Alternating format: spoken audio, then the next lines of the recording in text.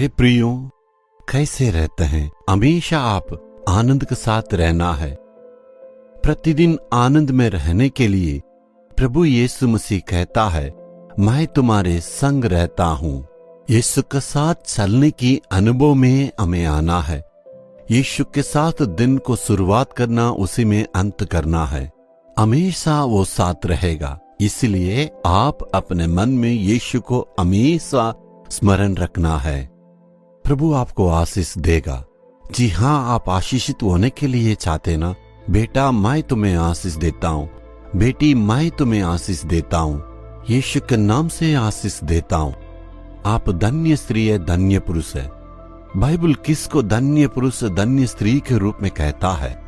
Romeo 4 अध्याय में 7वें वचन में आप देखिएगा कि धन्य वे है जिनके अधर्म क्षमा हुए और जिनके पाप ढांपे गए हैं। धन्य है, इसका मतलब प्रभु आपको आशीष दिया है। हम यही सोचते हैं आशीष का मतलब बड़े घर, मकान, धन दौलत और बड़ी गाड़ी रहने से ही प्रभु का आशीष हम धन्य पुरुष करके समझते हैं। वो नहीं है। हम ऐसे ही सोचते हैं, ऐसा नहीं है। कितने बड़े बड़े धनवान लोगों के पास पैसा, धन दौलत ज्यादा है, उनका नुकसान हो जाता है और पूरे देश से भाग जाते हैं ना। इसका मतलब वो आशीष नहीं है। इसका मतलब सचमुच में आशीष का मतलब ये है, जिसके अपराध को प्रभु ने क्षमा किया है, जिसके पाप को प्रभु ने क्षमा किया है, वे ही धन्य पुरुष है। उसके मन में सचमुच में आनंद और खुशियां रहेगी। क्या आपके पास ये अनुभव है? आपका पाप का प्रभु क्षमा किए? क्या आपके अपराध को प्रभु ने ढका है? कैसे होगा? कौन मुझे मदद करेगा? कितना पैसा इसलिए खर्चा करना होगा? पैसा की खर्चा करने से ऐसे नहीं होगा। कितना कोशिश करने से, पैसा खर्च करने से पाप की क्षमा नहीं होगी। पाप की क्षमा जो है प्रभु की ओर से मिलने वाला आशीष है। कौन क्षमा कर सकता है? हमारे पापों के लिए प्रायश्चित जिसने किया है, वही हमारे पाप को क्षमा कर सकता है। यीशु मसीह हमारे पापों के लिए मरा करके लिखा हुआ, बिना लहू बहाए क्षमा नहीं होती करके लिखी है। इसलिए एक मनुष्य की पाप की क्षमा के लिए एक पवित्र लहू की बहना है।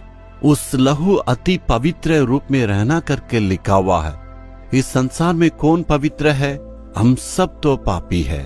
इसलिए खुद प्रभु जो है मानव के रूप में अवतार होकर आया और मानवता के लिए अपने पवित्र लहू बहा के क्रूस पर उन्होंने मरा। इसलिए वचन कहता है, यीशु मसीह का लहू हमारे पापों को धो के शुद्ध करता है। इसलिए हे प्रभु, तेरे लहू के द्वारा ही मेरे पाप को शुद्ध हो सकता है। तेरे लहू के द्वारा तू मेरे पापों को शुद्ध करना।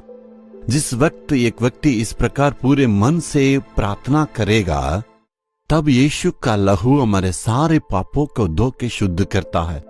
जब हम प्रार्थना करते हैं, हमारे पापों को प्रभु ढक देता है, उसका लहू हमें छिपा लेता है। वही धन्य पुरुष है, धन्य स्त्री है।